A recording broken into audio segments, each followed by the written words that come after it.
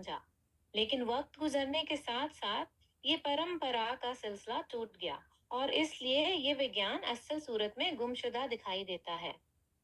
आज मेरे जरिए वही प्राचीन योग यानी परमेश्वर के साथ अपने संबंध का विज्ञान तुमसे कहा जा रहा है, क्योंकि तुम मेरे भक्त और मित्र हो। इसलिए तुम इस विज्ञान के दिव्य रहस्य को समझ सकते हो, राज को समझ सकते हो। अर्जुन ने कहा, सूर्य देव विश्वान आपसे पहले हो चुके हैं, तो फिर मैं कैसे समझूं कि शुरू में भी आपने ही उन्हें इस ज्ञान विद्या का उपदेश दिया था। श्री भगवान ने कहा, मेरे और तुम्हारे कई जन्म हो चुके हैं, लेकिन ए प्रणव, दुश्मनों को जीतने वाले, मैं इन सबको जानता हूँ, लेकिन तुम इनको याद नहीं रख सकते। अगर मैं अजन्मा और अविनाशी हूँ और मैं सब जीवों का स्वामी हूँ, तो भी हर एक युग में मैं अपनी असली देवी रूप में प्रकट होता हूँ।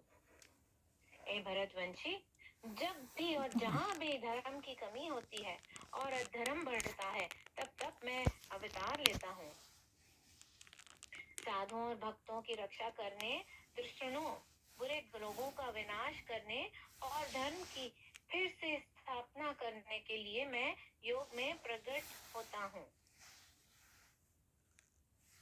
अर्जुन, मेरे अवतार इस सत्य को जान लेता है, वो इस शरीर को छोड़ने पर दोबारा इस संसार में जन्म नहीं लेता, बल्कि परम धाम को हासिल कर लेता है।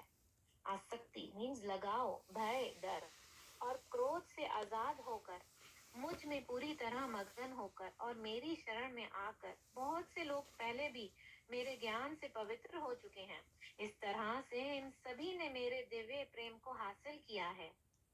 मैं जिस भाव नियत से सारे लोग मेरी शरण लेते हैं, मैं उसी भाव से उन्हें फल देता हूँ। ऐ प्रतापुत्र, सब लोग हर तरह से मेरे ही रास्ते को पाते हैं।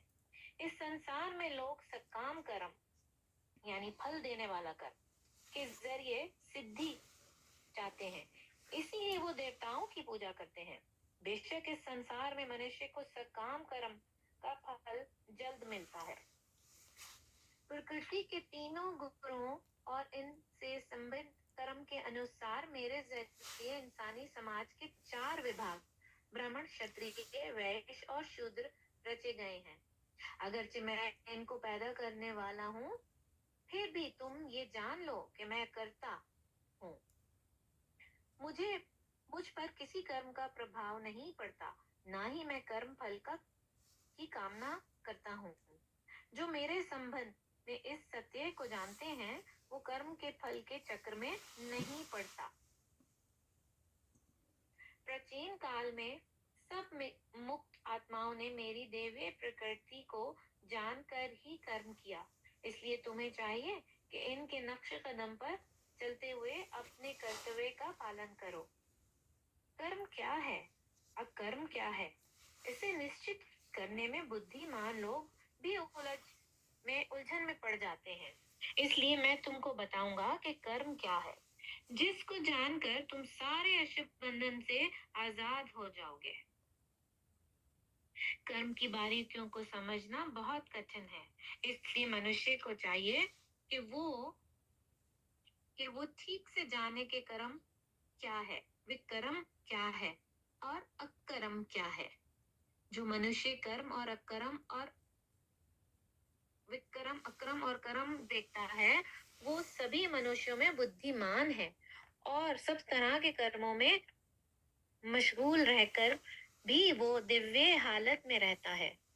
जिस शख्स ने सब कर्म इंद्रिय तृप्ति के ख्वाहिशात से रहित होते हैं, उसे पूर्ण ज्ञानी समझा जाता है।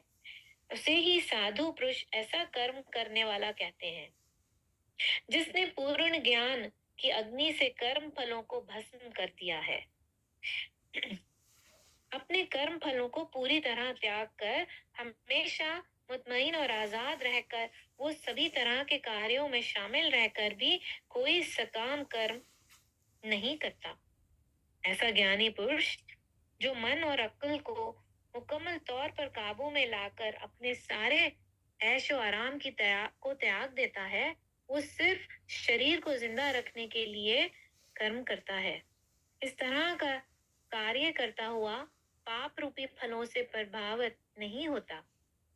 मनुष्य उसी शय पर कनात, it's a very Urdu word, कनात करता है, मीन्स इज सेटिस्फाइड, जो बगैर कोशिश के हासिल हो जाती हैं, जो भी खुशी, गम, इज्जत, जिल्लत, नफा, नुकसान वगैरह से मुक्त है और अर्शिया मीन्स हसद, जेलसी नहीं करता, वो कामयाबी और नाकामी दोनों में यकसा सेम रहता है। वो कर्म करता हुआ भी कभी बंधता नहीं। जो पुरुष प्रकृति के गुणों से लाताल्लुक है और जो दिव्य ज्ञान में पूरी तरह स्थित है, उसके सारे कर्म भर में लीन हो जाते हैं, कर्म भर में लीन हो जाते हैं। जो शख्स कृष्ण आगही में पूरी तरह लीन रहता है, उसे अपने आध्यात्मिक कर्मों में मसरूफ रहने की वजह से अवश्य ही भगवत धाम की प्राप्ति होती है, क्योंकि इसमें हवन आध्यात्मिक होता है और भी जो चीज हवन में नजर होती है, जो हवन में हम देते हैं, भी आध्यात्मिक होती है। कुछ योगी मुख्तलिफ किस्मों के यज्ञों के जरिए देवताओं की भली भांति पूजा करते हैं, अच्छी तरह पूजा करते हैं, और कुछ भ्रम रूपी अग्नि में आहुति यानी सामग्री डालते हैं। इनमें से कुछ सच्चे ब्रह्मचारी श्रवण आदि क्रियाओं और इंद्रियों को जब्त, कंट्रोल, नफ्स की आग में कुर्बान कर देते हैं, और दूसरे लोग ग्रस्ता, जो दूसरे लोग हैं ग्रस्ता, इंद्रिय विषयों यानी अपनी हवास की खुशी की चीजें, जो सेल्फ ग्रेटिफिकेशन को इंद्रियों की आग में भस्म कर देते हैं। दूसरे जो मन और इंद्रियों को काबू में करके आत्म साक्षात्कार करना चाहते हैं, संपूर्ण इंद्रियों और प्राण वायुओं के कार्यों को बाज़ाब्ता मन रूपी अग्नि में आहुति कर देते हैं। कठिन व्रत करके कुछ लोग अपने धन संपत्ति का त्याग करके, कुछ कठिन तपस्या के जरिए, कुछ अष्टांग योग तरीके से अभ्यास के जरिए, और दूसरे देवी ज्ञान में तरक्की करने के लिए वेदों पर गौर करते हैं।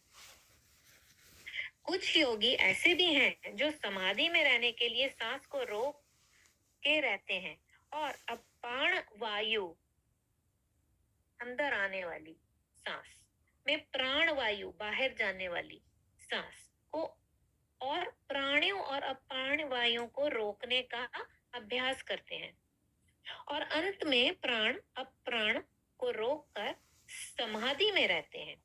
दूसरे योगी कम भोजन करके प्राण वायु के प्राण वायु में ही आहुति देते हैं। ये सभी यज्ञ करने वाले यज्ञों का अर्थ जानने की वजह से पाप कर्मों से मुक्त हो जाते हैं और योगियों के फल रूपी अमृत को चखकर परम देवी आकाश की तरफ बढ़ते जाते हैं। हे गुरु श्रेष्ठ, जब यज्ञ के बिना मनुष्य इस लोक या इस जीवन में ही सुख नहीं रह सकता, तो फिर परलोक में कैसे रह सकता है? वेदों में इन तमाम किस्मों के यज्ञों को बयान किया गया है, जो मुख्तलिफ किस्म के कर्मों से पैदा होते हैं। इन्हें इस रूप में जानने से तुम मुक्त हो जाओगे। ए प्रणतः, द्रव्यो योग यानी दुनियावी चीजों के यज्ञ से ज्ञान यज्ञ श्रेष्ठ है। ए पार्थ, दिव्य ज्ञान सारे कर्म योगियों के आखिरी हद है। Devotional service is the best. तुम सतगुरु के पास जाकर सत्य को जानने की कोशिश करो, उनसे नम्रता से पूछो और उनकी सेवा करो। सेव रूप व्यक्ति तुम्हें ज्ञान प्रदान कर सकते हैं, क्योंकि उन्होंने सत्य का दर्शन कर लिया है। तुम आत्मज्ञानी सतगुरु से वास्तविक ज्ञान हासिल कर लेने पर तुम कभी अपने मोह को प्राप्त नहीं होगे, क्योंकि इस ज्ञान की बदौलत तुम देख सकोगे कि सभी जीव परमात्मा के अंश स्वरूप हैं, मतलब वो सब मेरे हैं। अगर तुम्हें सारे पापियों में सबसे बड़ा पापी भी समझा जाए तो भी तुम दिव्य ज्ञान रूपी नाव में सवार होकर दुख सागर को पार करने के काबिल हो जाओगे। जिस तरह जलती हुई अग्नि ईंधन को भस्म कर देती है, उसी तरह है अर्जुन, ज्ञान रूपी अग्नि भौतिक कर्मों के सारे फल को जला डालती है। इस संसार में दिव्य ज्ञान के जैसा कुछ भी पवित्र नहीं। ऐसा ज्ञान तमाम योग का पक्का फल है। जो इंसान भक्ति में सिद्ध हो जाता है, वो मुनासिब समय पर इस ज्ञान का आनंद लेता है। जो श्रद्धा लोग देवीय ज्ञान में मगन है और जिसने इंद्रियों को काबू में कर लिया है, वो इस ज्ञान को हासिल करने का अधिकारी है और उसे हासिल करते हुए वो फौरन आध्यात्मिक शांति को पा लेता है।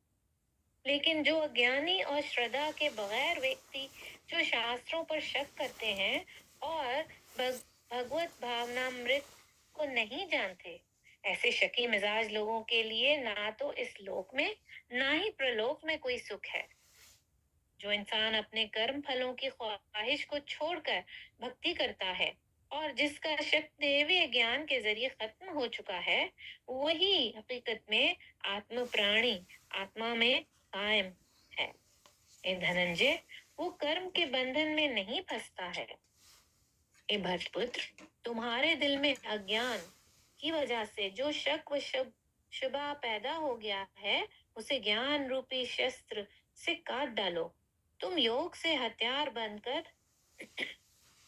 होकर खड़े हो जाओ और युद्ध करो। इस तरह श्रीमद् भगवद गीता ज्ञान कर्म संन्यास योग नामी 4था अध्याय समाप्त हुआ।